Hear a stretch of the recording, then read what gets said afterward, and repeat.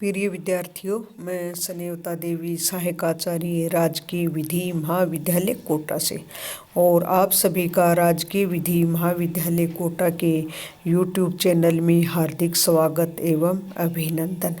और आज इसी आप सभी को इन्हीं शुभकामनाओं के साथ शुरू करते हैं पर्यावरण विधि में आज का टॉपिक।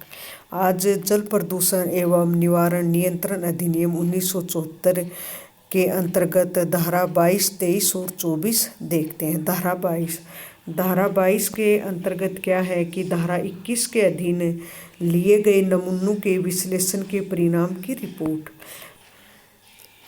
धारा 21 के अंतर्गत जो भी नमूने लिए गए थे वो कहाँ कहाँ कैसे कैसे क्या विश्लेषण हुआ था, तो उनकी रिपोर्ट से संबंधित आज देखते हैं। जो धारा है 22 में ये स्पष्ट किया गया है कि नमूना धारा 21 में विश्लेषण के लिए भेजा गया है, उसकी रिपोर्ट कौन व कैसे तैयार करेगा तथा रिपोर्ट की प्रतियां कहाँ कहाँ भेजी जाएंगी। तो सबसे पहले देखते हैं नमूने का विश्लेषण कौन करेगा।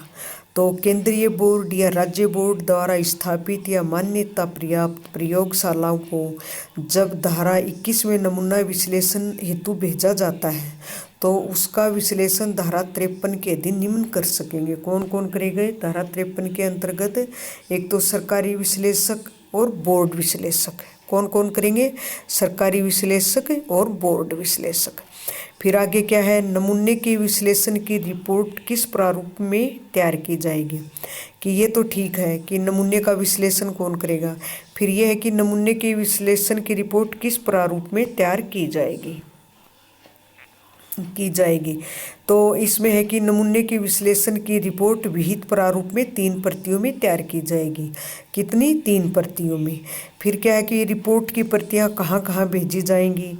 तो रिपोर्ट की प्रतियां नमूने के विश्लेषण की रिपोर्ट की जो भी प्रतियां वो विहित प्रारूप में तैयार गई रिपोर्टों की 3 प्रतियां निम्न को भेजी जाएंगी। किस किस को? 1 प्रति केंद्रीय बोर्ड या राज्य बोर्ड अपने पास रखेगा। कितनी? 3 प्रतियों में तैयार की जाएगी। तो 1 प्रति केंद्रीय बोर्ड या राज्य बोर्ड अपने पास रखेगा। दूसरी प्रति उस स्थान के अधिभोगी या उसके एजेंट को भेजी जाएगी जहां से वह नमूना विश्लेषण हेतु लिया गया हो। तीसरी प्रति किसके पास जाएगी? तीसरी प्रति उस न्यायालय के समक्ष पेश करने के लिए रखी जाएगी जहां उसके विरुद्ध कोई विधिक कार्यवाही की जानी है। अब देखो, इसके अंतर्गत यहाँ स्पष्ट करना जरूरी है कि यदि नमूने का दूसरा पात्र केंद्रीय जल प्रयोगशाला या राज्य जल प्रयोगशाला को विश्लेषण हेतु भेजा गया था तो ऐसी प्रयोगशाला के विश्लेषण का परिणाम यदि पूर्व प्रयोगशाला के परिणाम से भिन्न पाए जाते हैं तो वहाँ केंद्रीय जल या राज्य प्रयोगशाला की रिपोर्ट अधिभावी होगी। समझ गए आप किसकी? कि वहाँ केंद्रीय जल या राज्य जल प्रयोगशाला की रिपोर्ट अधिभावी होगी। फिर क्या है आगे? धारा 23 में क्या है? प्रवेश और निरीक्षण की शक्ति। धारा 23 में क्या है कि प्रवेश और निरीक्षण की शक्ति। तो जैसे उसमें कैसे कैसे प्रवेश तलाशी वगैरह कैसे क्या ली जाएगी। तो इस धारा में राज्य बोर्ड या उसके किस किस को मतलब ये पावर दिए गए हैं। तो इस धारा में राज्य बोर्ड या उसके निमित्त सशक्त व्यक्ति को यह अधिकार होगा कि वह किसी स्थान या जलयान में प्रवेश कर निम्नलिखित उद्देश्यों के लिए निरीक्षण कर सके। कौन कौन करेंगे? राज्य बोर्ड या उसके द्वारा सशक्त किसी भी व्यक्ति को। और क्या करेंगे? निरीक्षण कर सकेंगे। तो उस व्यक्ति को सौंपे गए बोर्ड के कार्यों में से किसी का पालन करने के उद्देश्य के लिए या अधिनियम या के निबंधों या उसके अधीन दिए गए कोई भी आदेश है, ऑर्डर है, निर्देश, डायरेक्शन या अनुदत्त प्राधिकार का पालन सुनिश्चित करने के लिए। इसके सिवा किसी संयंत्र, अभिलेख, रजिस्टर, दस्तावेज या किसी सार्वजन पदार्थ की परीक्षा करने के उद्देश्य के लिए। फिर साक्ष्य के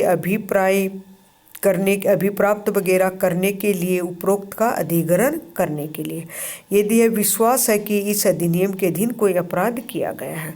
फिर क्या है? तलाशी और एवं अधिग्रहण की प्रक्रिया की सर्च और इसकी क्या जो भी प्रोसीजर है, क्या प्रक्रिया अपनाई जाएगी। अब देखो क्या है, इसके अंतर्गत ये कहा गया है कि 23 की उपधारा 2 में यह स्पष्ट कर दिया गया है कि इस अधिनियम के अधीन किसी तलाशी या अभिग्रहण के संबंध में दंड प्रक्रिया संहिता 1973 की धारा 94 के प्रावधान लागू होंगे। कौन से? दंड प्रक्रिया संहिता, जिसको सीआरपीसी 1973 की धारा 94 के प्रावधान लागू होंगे। अब उसके अंतर्गत क्या क्या प्रावधान हैं वो भी थोड़े से अपन देख लेते हैं। उसके अंतर्गत है कि इस तलाशी अभिग्रहण के संबंध में कौन कौन सी प्रक्रिया अपनाई जाएगी।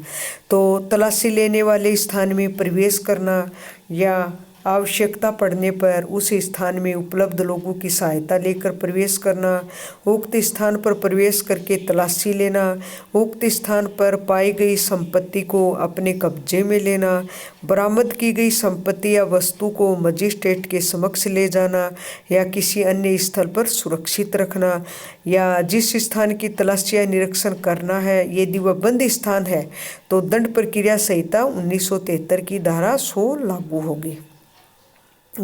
और धारा 100 के अंतर्गत भी यह है कि इस धारा के अनुसार उस स्थान का बाहर साधक व्यक्ति उस स्थान में प्रवेश करने देगा और वहां तलाशी लेने के लिए सभी उचित सुविधाएं देंगे। ये तो हो गई इसके अंतर्गत बातें कि तलाशी कैसे ली जाएगी, अभिकरण की क्या प्रक्रिया है, ये समस्त बातें इसके अंतर्गत दी हुई हैं। ये प्रवेश और निरीक्षण की शक्ति। फिर क्या है देखते हैं धारा 24। धारा 24 में क्या है कि प्रदूषित पदार्थ आदि के व्यवन के लिए सरिता या कुएं के उपयोग पर प्रतिबंध। मतलब जो भी प्रदूषित पदार्थ है उसके आदि के व्यवन के लिए सरिता या कुएं के उपयोग पर प्रतिबंध।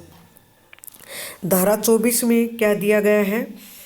धारा 24 ये कहती है कि भाई 24 की उपधारा 1 के अंतर्गत निम्न 4 स्थानों को प्रदूषित पदार्थों के व्यवन से सुरक्षित किया गया है। कौन कौन से? सरिता है, कुएं है, मलनल है, भूमि है।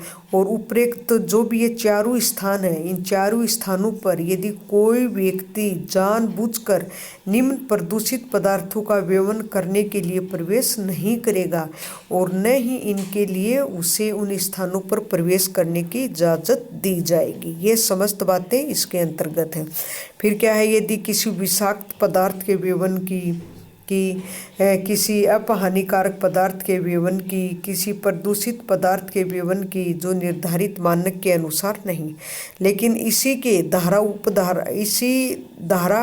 की उपधारा 2 में ये भी स्पष्ट है कि कोई व्यक्ति निम्न के जो कार्यों की सूची नीचे दी गई है या जो निम्न कार्य हैं को करता है, निम्नलिखित कार्यों को करता है तो वह उपधारा 1 के अधीन अपराध का दोषी नहीं माना जाएगा। जैसे किसी सरिता पर या उसके आसपास कोई भवन, पुल, वियर, बांध, जल कपाट, डाक, बंकसार, नाली, मल नाली या अन्य स्थायी कार्य को करना या उसमें सुधार करना या उसका विकास करना या उन्हें बनाए रखना।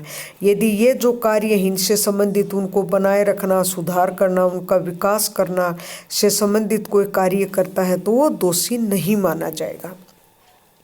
फिर क्या है? भूमि को ठीक करने या किसी सरिता को सहारा देने के लिए या मरम्मत के लिए कोई सामग्री बनाना, किसी सरिता में कोई रेत, कंकड़ या अन्य प्राकृतिक निक्षेप को पुनः लाकर रखना जो प्रवाहित हो गया हो, किसी कुएं, ताल या जल भाप में कोई रेत, कंकड़ या निक्षेप को राज्य बोर्ड की सहमति से ही सरिता में प्रवेश करना या कराने देना। ये जो धारा है इस धारा के अधीन सरिता या कुएं या नदियों में प्रदूषित पदार्थों को बहाने के रुकवाने के लिए इससे संबंधित कई महत्वपूर्ण वाद भी हैं। जैसे एम.सी. मेहता वर्सेज भारत संघ का वाद 1987 से संबंधित है। इसके बाद Indian council of environmental law legal AIR 1966 का भी वाद है। क्योंकि आप विधि के विद्यार्थी हैं इसलिए आपको केस इन लॉ की भी जानकारी होनी ज़रूरी है कि संविधान में कहाँ कहाँ इससे संबंधित प्रोविज़न है। जैसे फंडामेंटल राइट में भी हैं, फंडामेंटल ड्यूटी में भी हैं और इस पर आपके जो भी ये सेक्शन हैं, इन सेक्शन से संबंधित आपके कभी कभी शॉर्ट नोट भी पूछते हैं। तो ये क्या था, धारा 21 में तो था जैसे प्रयोगशाला वगैरह नमूना लेना, और 22, 23, 24 में इसकी रिपोर्ट कहाँ कहाँ जाएगी, कितनी प्रतियों में तैयार की जाएगी, किस किस को दी जाएगी। और मैं आशा करती हूँ कि आपके ये टॉपिक समझ में आया होगा। इन्हीं शुभकामनाओं के साथ आप सभी को धन्यवाद।